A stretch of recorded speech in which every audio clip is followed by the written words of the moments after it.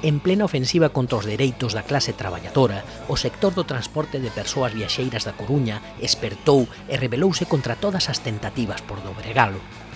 E fixo o primeiro contra un cártel conformado pola patronal, a Xunta e a criminalización mediática e policial, e logo contra o cabalo de Troia do sindicalismo da concertación, logrando desenmascaralo como meta previa para unha mudanza radical nas condicións do sector.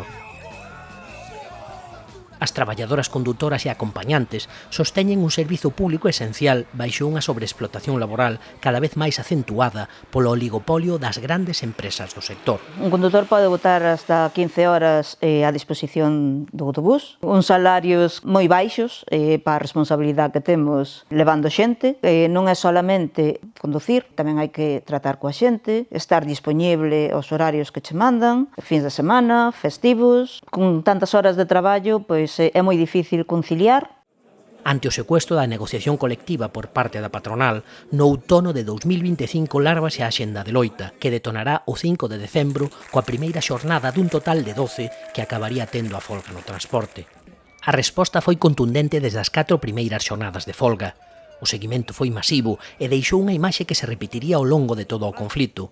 Centos de autobuses parados, cocheiras cheas e traballadores e traballadoras movilizados para reclamaren un convenio digno.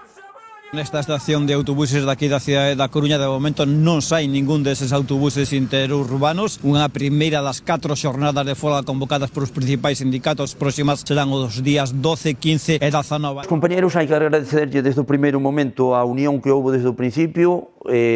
Pouco a pouco fuise incrementando a participación da xente. Este sector, por primeira vez en moitos anos, ultrapasou a unidade sindical sacralizada, pasou a ser un conflito que tiña unha base amplísima, moi maioritaria. Denunciábase, ademais, a pasividade cómplice dunha xunta que favoreceu durante anos o proceso de concentración do sector a través do réxime de concesións. A Xunta de Galiza nos conflitos permanece sempre de perfil. Neste caso, permaneceu tan de perfil que lle consentiu todas as tropelías que fixo a patronal para deixar a xente nas paradas. E a xente estaba quedando nas paradas algunhas veces porque a negociación non avanzaba e a Xunta de Galiza nunca lles dixo, oye, hai que sentarse a negociar, hai que apurar a negociación. Neste conflito, ademais, emerxeron con grande combatividade as acompañantes do transporte escolar, precarizadas e invisibilizadas, reivindicando con firmeza a súa pertenza ao sector fronte á contratación fraudulenta baixo outros convenios e mediante ETTs. As nosas condicións de traballo son precarias. Nunca vamos a poder ter unha xornada de 8 horas, sempre son xornadas de 2, 3 horas e media. A parte diso, moitas de nós non temos recoñecido o tempo real que facemos. Quérese recoñecer dende que sube o primer neno hasta que baixa o último.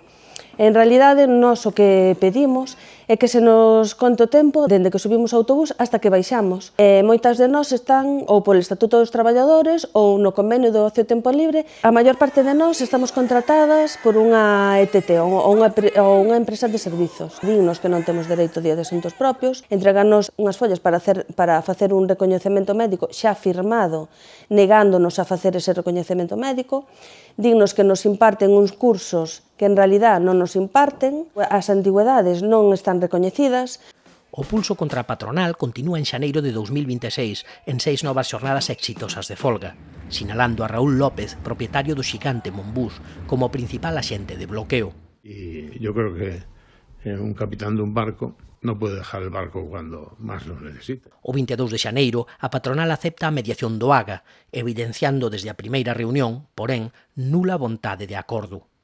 A falta de avances abocaban o sector á folga indefinida cando nunha manobra irregular, empresariado, UGT e comisións obreiras logran modificar a representatividade na mesa negociadora, laminando o 50% que a CIGA detentaba até ese momento. No principio era unha unidade sindical, íbamos todos xuntos, coa plataforma inicial. Cando chegamos á mediación xa nos atopamos ca sorpresa de que nos quitan a maioría nós, cambian a representatividade de todos, entonces nós casi aí quedamos como algo apartado, que era o que a patronal quería que nos separáramos de sindicatos. Entonces, desde aí para diante, cando van na negociación foron eles, nós interpelando todo o que podíamos para poñerlle que non se seguira adiante, eles seguiron co seu marco que tiñan, que xa o tiñan todo planeado. O ritmo marcaba a patronal, eles iban se guiando polo que lle marcaba a patronal. Coa nova maioría espuria, UGT e comisións acadan coa patronal un preacordo fondamente lesivo.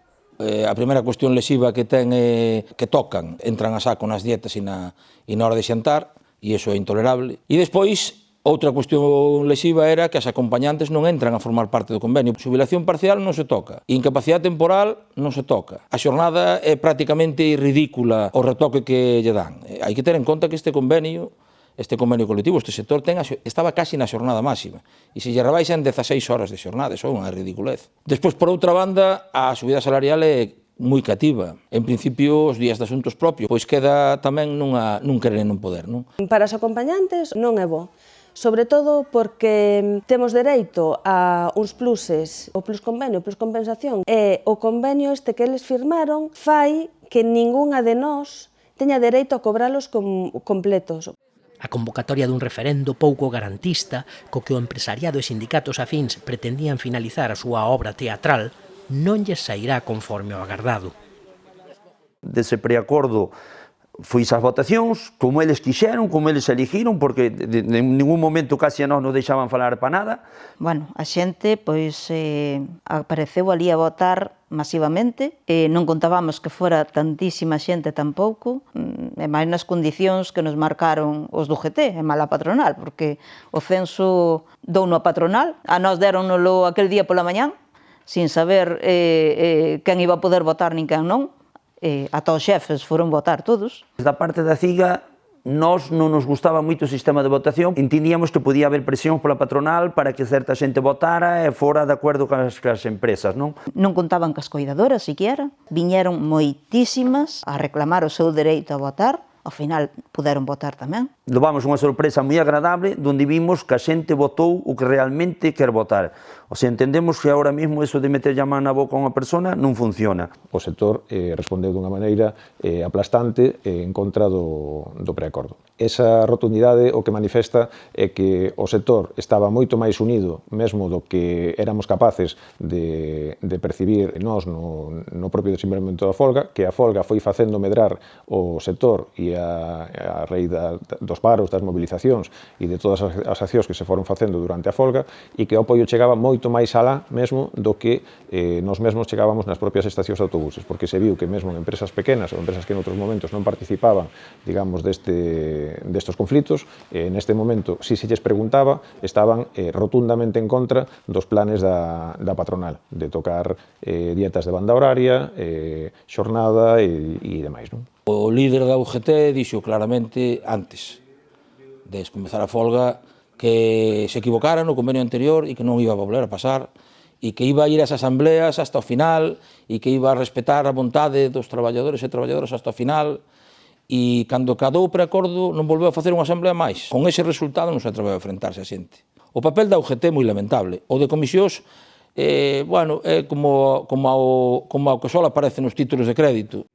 Porén, e vulnerando a maioría democrática que rexeitou o preacordo, os sindicatos asinantes manobran xunto coa patronal para impolo pola porta de atrás. Volve a folga do transporte de viaxeiros por estrada na provincia da Coruña, que pasa a ser indefinida co apoio da CIGA en solitario. Simultaneamente, e legitimada polo 70% de oposición ao mesmo e as asambleas que a respaldan, a CIGA reactiva en solitario a folga indefinida durante 2 xornadas, que, a pesar do seu carácter masivo, padecerá unha intensa represión policial como mostra disciplinatoria do sistema. O que está aquí é o sector. A CIGA está co sector. A Comisión UGT votáronse fora, quedoulles bastante grande este conflito, e eles verán, pero eso non afecta nin ao seguimento, nin ás reivindicacións que vayan a ser menores. Houve unha carga policial ás 8:30 da mañá, injustificada, porque o único que se estaba facendo era comprobar que os autobuses que saían tuveran servicios mínimos. Segundo a policía, non foi unha carga, foi un forcexeo.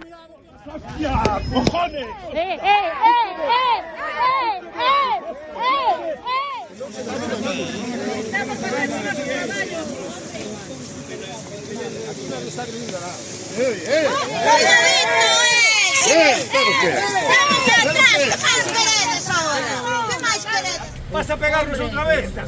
Vas a pegarnos outra vez. Que acontece o referéndum, non? E que o resultado tan contundente, había unha máxima para a CIGA e era: fora do preacordo se pode negociar todo, pero no marco do preacordo non se pode negociar nada. E o marco do preacordo foi o que non abandonou nunca a Comisión UGT. Entrar dentro do preacordo a negociar era consumar a traición. Para nós era fundamental que o preacordo se rachara e que se comezara unha negociación nova. O que pretenden é revivilo, primeiro nun acta no que supostamente fan unhas consultas para que se reinterpretara, entendendo que nós o que fixéramos fora explicalo mal, e posteriormente introducindo pequenos cambios cosméticos que aparentemente melloraban o acordo, pero non era así. Con iso pretenden facer que un novo acordo, e ese acordo xa non sometelo a ningún tipo de asamblea e asinalo. Finalmente o asina únicamente UGT como acordo de eficacia limitada, pois porque é a fórmula, se se quere, máis cruel por parte da patronal para quen queira suba terá que ir pola oficina a solicitar que se lle aplique aquelo que votou en contra. No, sinar o acordo non, que a xente votou, que non queren, que tamén nos vamos a executar, a xente que si quere, que esperemos unha solución, que evidentemente, a xente que non a quere, pois que non, dicen que esperamos unha solución, está claro. O convenio de eficacia limitada supón un boicot á negociación. É un fraude e, polo tanto, ímolo impugnar judicialmente. Pero, ademais, hai outra cousa. Este acordo está viciado de nulidade, por qué? Porque vai contra o 70% dun referéndum que eles mesmos impuxeron. O papel do Consello Galego, como mínimo, foi de deixar facer, no sentido de que aquí hai un pecado original que é o cambio de representatividade, que é algo que nunca se fixo, que se colla unha representatividade diferente da que se viña cando se inicia un proceso de mediación, que é a que se viña tendo para a negociación do convenio e o inicio do conflito. Unha vez asinado por UGT o convenio de eficacia limitada e ante a deserción teatralizada de Comisións Obreiras, o sector, demanda CIGA, segue a manifestar a oposición a un resultado froito de prácticas antidemocráticas e caciquís, preparándose agora para a seguinte batalla desde unha condición fortalecida. A patronal, por primeira vez, tremeronlle as pernas neste conflito, por primeira vez neste sector, un sector que tiña absolutamente controlado con unha representación sindical de comisións UGT que son directamente de regalo nas empresas e que neste momento iso todo saltou polos aires.